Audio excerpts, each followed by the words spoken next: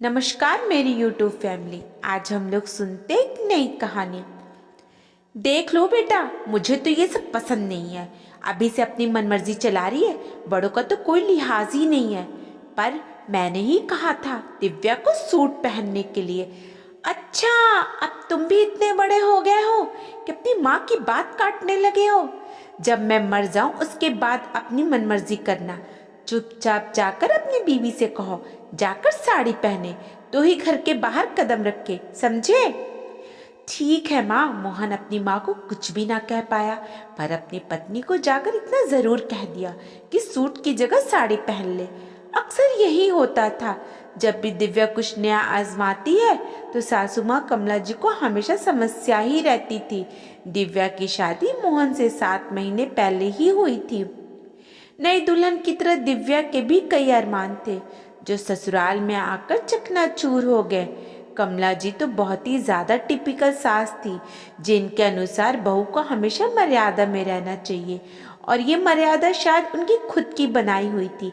एक बहू को सुबह जल्दी सबके उठने के पहले उठना चाहिए और सबके सोने के बाद ही सोना चाहिए। दिन में सोने का तो सवाल ही नहीं उठता। सबके खाना खाने के बाद खाना खाना चाहिए।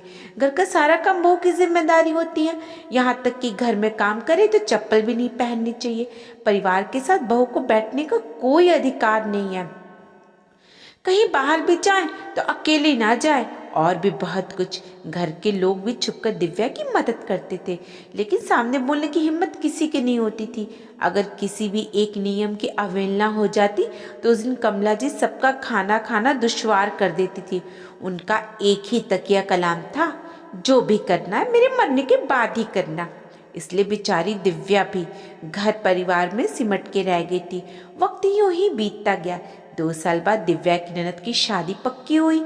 तब भी दिव्या की शॉपिंग कमला जी ने ही की। दिव्या कोई भी सामान अपनी मर्जी की न ला सकी। दिव्या की बड़ी तमन्ना थी एक लहंगा तो वो अपनी मर्जी का ले, पर ऐसा ना हो सका। जब उसने ये बात मोहन को बताई तो मोहन ने कहा, जब हम तुम्हारे मम्मी पापा के घर न्योता देने जाएंगे तो तुम अपनी माँ के साथ बाजार जाकर लहंगा खरीद लेना और यहाँ आकर कह देना कि तुम्हारी विदाई में दिया है माँ ने। बस इस बात का ध्यान रखना कि माँ को ना पता चले। दिव्या ने ऐसा ही किया, पर पता नहीं कैसे कमला जी को पता चल गया और उसके बाद उन्होंने बहुत बखेड़ा खड़ा कर दिया। उन्होंने दिव्या को वो लहंगा ये कहकर पहनने नहीं दिया कि मैं मर जाऊं तो मेरी अर्थी पर पहन लेना।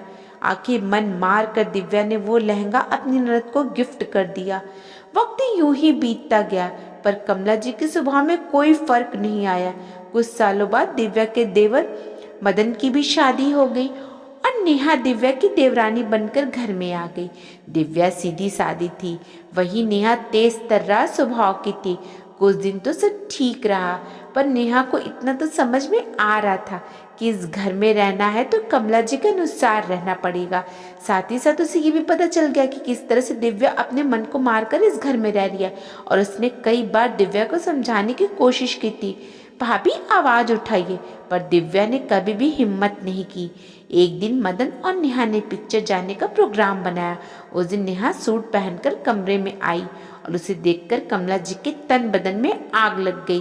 बहू, ये क्या हरकत है? कमला जी के जोर से चिल्लाने की आवाज सुनकर पूरे घर के लोग बाहर आ गए। क्या हुआ माँ जी, तुम्हारी हिम्मत कैसी हुई सूट पहनकर आने की? अभी अभी सूट बदल कर आओ। पर इसमें क्या खराबी है? शरीर तो पूरा ढका है। मुझे नहीं पता है, अभी के अभी बदलकर साड़ी पहन कर आओ। ये जो मन मर्जी करनी है ना, मेरे मरने के बाद करना। मैं नहीं बदलूंगी सूट। आपको चीखना है, चिल्लाना है, जो करना है करिए। कमला जी को नेहा से इस तरह की जवाब की उम्मीद नहीं थी। उन्होंने अपने पास रखी छड़ी उठाई और नेहा की तरफ लपकी।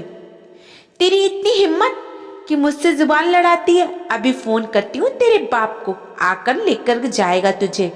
कभी दिव्या ने मुझे पलटकर जवाब नहीं दिया। तेरी हिम्मत कैसी हो गई मुझे जवाब देने की? जो भी करना है मेरे मरने के बाद करना। कब मर रही हैं आप? अचानक से दिव्या के ये कहते पूरे कमरे में सन्नाटा पसर गया। क्या कहा बहू तुमने? यही कि कब मर रही हैं आप? इतने सालों से मैं आपके मरने का इंतजार कर रही हूँ, पर आप है कि मरती नहीं है। बहुएं भी इंसान होती हैं और उनकी भी कुछ इच्छाएं होती हैं, लेकिन उन्हें पूरा करने के लिए हमें आपके मरने का इंतजार क्यों करना पड़ रहा है? आप जैसी औरतें कभी भी अपनी बहुओं की इच्छाओं को समझ नहीं पाती हैं। मर्यादा के नाम पर झूठे ढकोसलों से हमको बांध कर रखा है। बहू, तुम अपनी सास के लिए ऐसा कैसे कह सकती हो? मैं तो आप ही के मुंह से सुनती आ रही हूँ। आप ही कहती हैं ना, जो करना मेरे मरने के बाद करना। आप ही की तो बोली है, जो शायद बहुएं आपके मरने का इंतजार कर रही हैं। आज दिव्या के मुंह से ये सब सुनकर पूरा परिवार दंग रह गया। वही कमला जी के मुंह से बोल तक ना फूटी। आखिर दिव्या ने गलत भी क्या कहा? वो तो कहती रहती थी, जो करना है मेरे मरने के बाद करना। अगर इस कहानी ने आपके दिल को छुआ है तो सभी दोस्तों के साथ शेयर करें और हमारे चैनल को सब्सक्राइब कर लीजिएगा। धन्यवाद।